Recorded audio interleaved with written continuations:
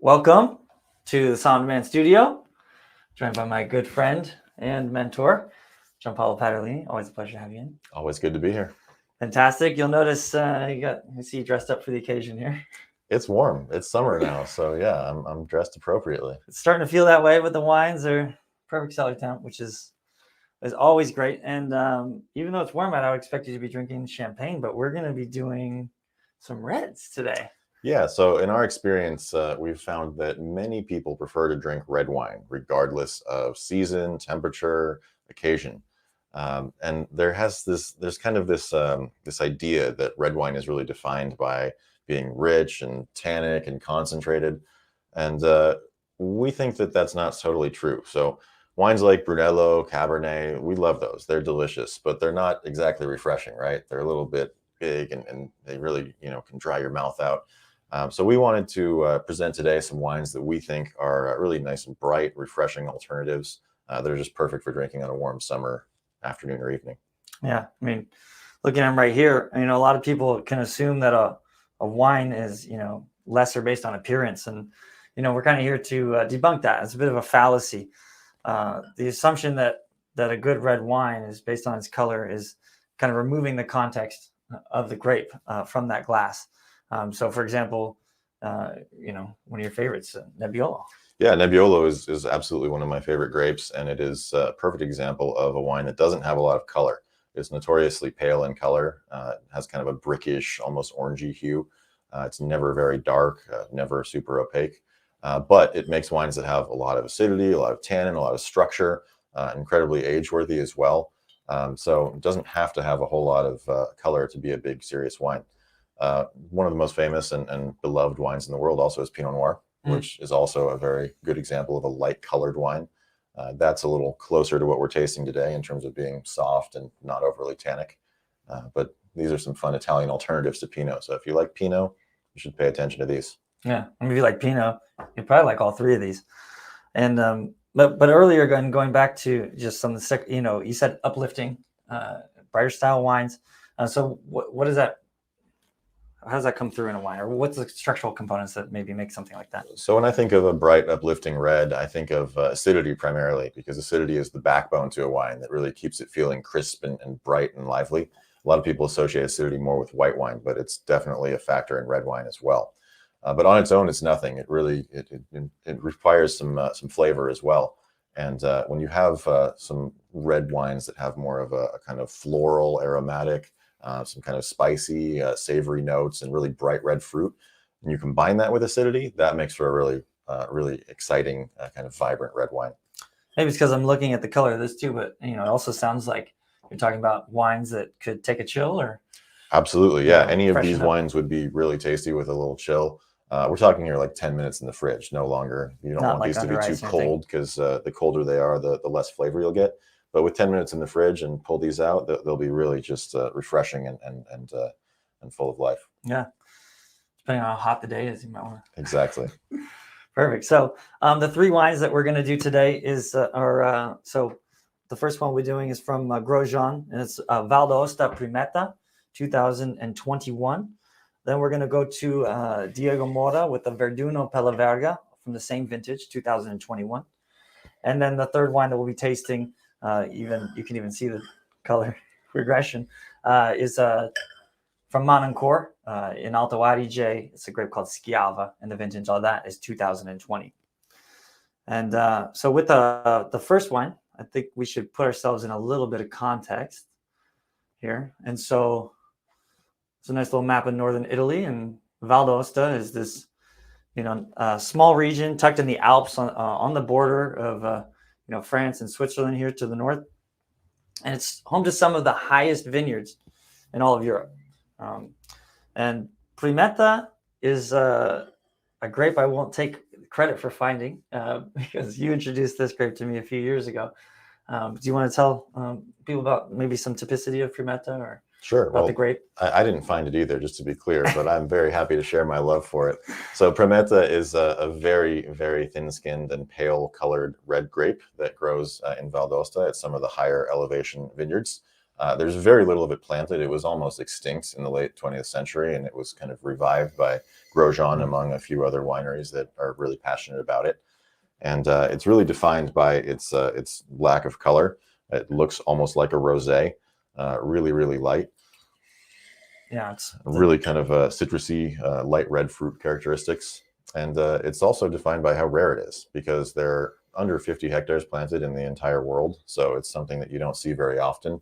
Grosjean's one of the larger producers of it, and they average about 120, 125 cases a year. Jeez. So 125 cases. Yeah, this is probably the most rare wine we've ever presented here. Yeah, it's probably one of the most rare wines I own. Probably. I mean, that's really small, really tiny production, especially at such a favorable price point and approachability and style. So I feel like I'm drinking something special whenever I pop a bottle of Primetta, even more so now. Yeah, those aromatics jump out of the glass. So Grosjean, again, one of the few producers. This is from their highest elevated vineyards themselves. So 700 meters is where it comes from. Sandy soils, and actually, Grosjean is certified organic and have been for over 10 years. But they've been practicing organic since the mid 70s, and so we always want to pay homage to producers we think are doing it right and taking the extra steps and care. And I think it comes through in all their wines, not just the Primetta, but Grosjean. A fun winery to try whenever. Yeah, they're a beacon for indigenous grapes of Valdosta. They grow all of them, and they do a really good job with all of them. So if you see Grosjean, you can count on getting a tasty wine from them. There's so much freshness jumping out of the glass. The fermentation being done in stainless steel, and the aging in stainless steel probably has something to do with enhancing that freshness, whether that be the mouthwatering acidity or the florality. But to me, it is a red. I mean, we classify it as a red wine. It could take a nice little light chill. It almost feels like a serious rosé, like definitely. I mean, it has red wine structure. It's not sweet at all, despite it looking and almost tasting like a rosé. It finishes bone dry, really dry. Yeah, but the freshness is what defines this wine. It's just so bright, so energetic. Yeah, the florality really jumps out.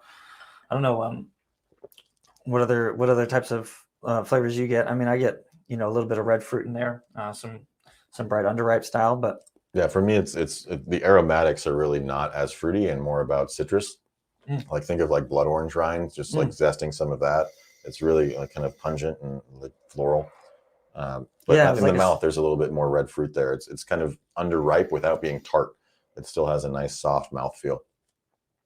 Complex nonetheless.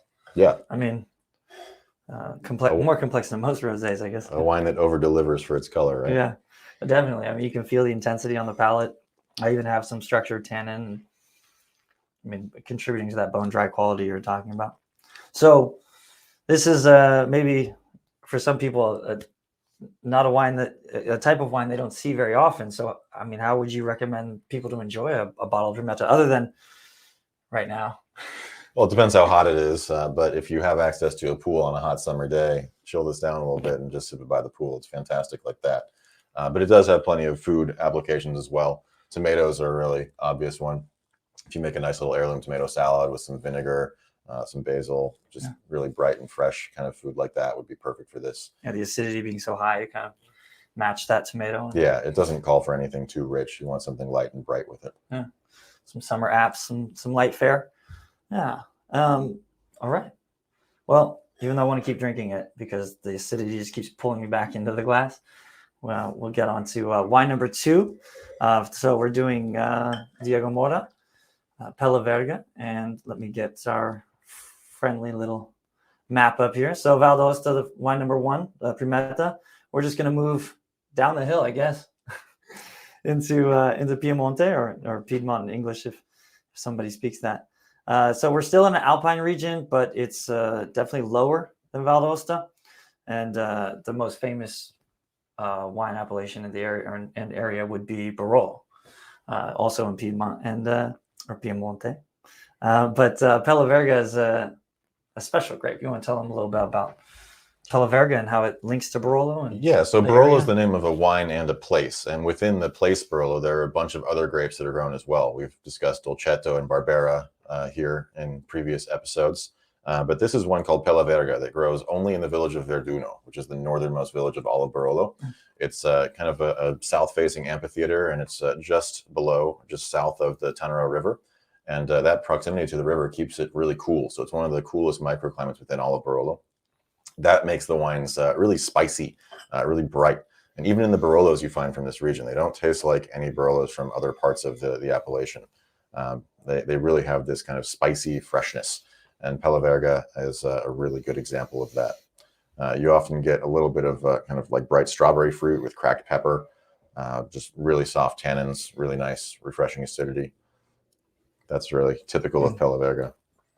I can smell it and taste it even before you said it, but even more now. So, and Verduno is kind of becoming a little popular. Yeah, I mean, Verduno's gotten very popular. Yeah. People are starting to invest in the village, and when I say people, I mean other producers that are usually outside. So actually, Diego Mora is one of the few families that have been there for multiple generations in the Verduno village, and a newer producer for me. But I think the wine is fantastic.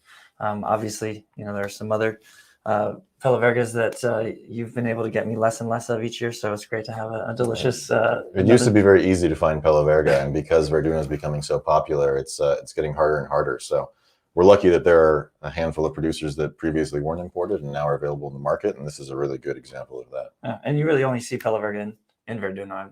I've never seen it outside of it, so it's a small production as well, and just a delicious fresh wine. And I think, again, probably because a little bit of that stainless action. So this wine is like the Primetta is fermented in stainless steel and also aged in stainless steel. So when we talk about what makes a wine fresh and bright, and that's kind of accents those qualities in the wine. Absolutely. Yeah. So with this, I mean, you mentioned strawberry, you mentioned that spiciness, lots of florality, but I think the texture of this wine. The texture is a little bit rounder and softer for a light wine. And that is because Barolo is a pretty warm area, even though Verduno is a cool microclimate. If you see all three of these, you'll notice this is 14% alcohol compared to 12 and 12.5. It doesn't feel hot at all. It just kind of has a soft, velvety mouthfeel that you wouldn't expect from a wine that's so light and bright. Yeah, it feels lighter than 14%. Definitely. But when you take into consideration that texture, that kind of like plushness and that roundness, it has to come from somewhere. And I feel like this could probably handle something maybe a little richer than just a light summer tomato salad. Yeah, certainly. You can definitely have this with more hearty fare. Nothing too rich, but one of my favorite applications for Pella Verga is actually Indian cuisine. I found that that makes a lot of sense. Those kind of warm spices that are so common in Indian food really are accentuated by the flavor of Pella Verga. Specifically something like tikka masala. I mean, that kind of tomatoey spice, that really warm feel is really perfect with this wine. But even last night, I was having an arugula salad at home with some strawberries and balsamic, and I was thinking about Pella Verga. It'd be perfect with something like that. Strawberries and spice, man. That makes a lot of sense. I've actually enjoyed this with cioppino before and had success. Maybe like a thread between that tikka masala, the tomato, and then being spiced with lots of hearty herbs and things like that. Yeah, I think a super fun wine. I mean, I wouldn't mind having a little pizza with Pella Verga either. Oh, it's definitely a good pizza wine. Not to be too generic, I think most of the all wines of these are really. Yeah, fair enough. Man, that texture just really sticks out to me. Yeah. I hope the third wine delivers as well, even though I've tasted all three already. But these are tasting even better than when we went through these before we got on camera. So the aeration, even though they're light, they're getting better. So wine number 3, we're going to go to Monancor Schiava in Alto Adige, and our little visual aid here. So it says Trentino Alto Adige up top. It's also known as Südtirol in northeast Italy here, tucked in the Dolomite mountain range, and was once part of the Austro-Hungarian Empire until after World War I, when it finally became a territory of Italy. And you'll see a lot of Germanic influence in the language, culture, dialect, food. Yeah, so Schiava is a good example of one of the local red varieties. If you speak a different language, you might have heard it as Trollinger or Vernaccia as well. Most wine labels you'll find from Alto Adige actually have German and Italian on the labels because it's such a bilingual region that is really defined by those different cultures. Schiava is really light and fresh, like all three of the wines here today. Nice bright red fruit, but what defines it is a little bit more of a smoky, kind of meaty, savory character as well. It's not floral and light like either of the first two. It's a little bit deeper in flavor, even though it's still a light wine. Yeah, I mean, yeah, it's like my nose in the glass. It's like a different dimension than the first two, as far as maybe that smoky and savory. Yeah, and part of that is reduction. So Schiava is definitely a reductive variety, and what that means is that it needs exposure to oxygen.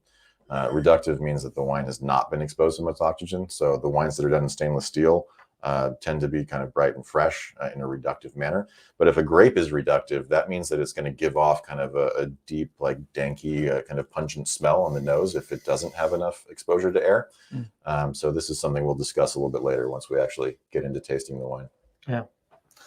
So Mononcourt is certified biodynamic winery, which takes organics to a whole nother level.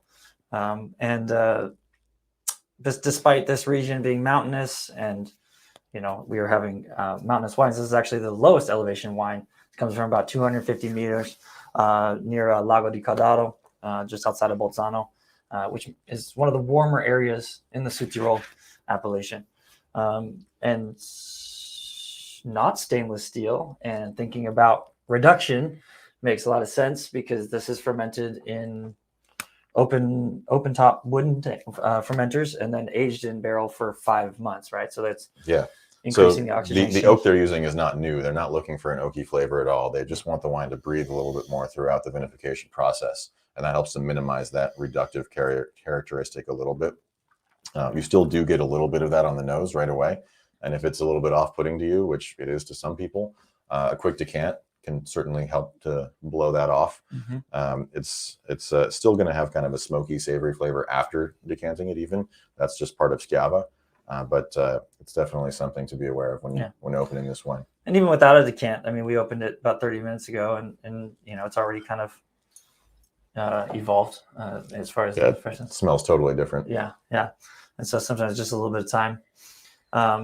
But so this wine, you said decant, and usually we're like, oh, we don't really decant Pinot that often, or a lot of lighter reds, you don't really need to decant. So this kind of debunks that because of the reductive quality that the grape has, kind of. Absolutely, yeah. I mean, there's kind of a stereotype that you only decant big, rich reds, but even a light red like this could be decanted just for that kind of aeration to these change the aromatics. All have enhanced in just with quick little pop and a little bit of aeration without even decanting. So, I guess we're debunking a lot about red wine today. Certainly. So what would you find? Well, maybe we should taste first before I make you. I've already been tasting. Yeah. Well, I mean, I get that kind of smokiness. I didn't get that pungent kind of off-putting note, but I think that's more of a wine that's actually reduced as opposed to reductive. Right? Yeah, and that's one of those subjective elements of wine. Some people are a little more sensitive to it than others. I personally don't mind it if it goes along with the natural flavor of the wine. To me, with Schiava, because it has that smoky, gamey, meaty characteristic, a little bit of reduction just kind of goes right along with those flavors. It's really, really soft on the palate, actually. I mean, this was rounded and the Pella Verga was, soft as well, but there's almost more elegance in this, even though the flavors are deeper and kind of heartier in a way. Less about the fruit, more about the savory. Exactly. This wine has a lot of depth, a lot of flavor, but it's not a heavy wine. It's not a big wine. Really elegant. It's a good word for it for sure. Yeah, I'd say this is the one that's probably most similar to a Pinot Noir to me, even though they all kind of have that thread of that light, fresh red fruit. Yeah, I mean, there's kind of a savory note that is reminiscent of Burgundy more than the California Pinot. It's not fruity enough to be compared to that, but a little more Burgundian in style. Yeah, I mean, that spice, all cluster, stuff like that. Schiava, what do you drink it with? What do locals drink it with? Locals drink it with salumi for sure. They are famous for speck up there, which is a smoked style of prosciutto. That smoky flavor really goes nicely with that. You can also find bresaola, which is an air-dried, beef-based salumi that's really good with something like this also. But it's not just meats. You know, you can do something a little bit different too. Yeah. As long as there's some smoke involved. Yeah, I mean, this to me sticks out as a grilling wine. I mean, I like to barbecue. We both love wood fire flame or charcoal flame, right? So I think if you've got really nice access to salmon, king salmon, nice rich fish like that, swordfish, even pork ribs and stuff like that, I think would be, you know, excellent with something like this when you have that kind of char, smoke, and flavors that, you know, want some acidity as well. Yeah, this is a wine that can really accentuate seafood, but it can also stand up to lighter meat dishes. So it's really versatile for a summer grill day. Super versatile and delicious. So I guess the close would be, just because it's summer doesn't mean you can't drink red wine. And just because you're drinking red wine doesn't mean it has to be rich and heavy. No, I guess not. But it can be delicious. That's for sure. It should be. Well, it's always good to share a glass with you. And good to Always. see you. Cheers. Cheers, everybody. Thank you.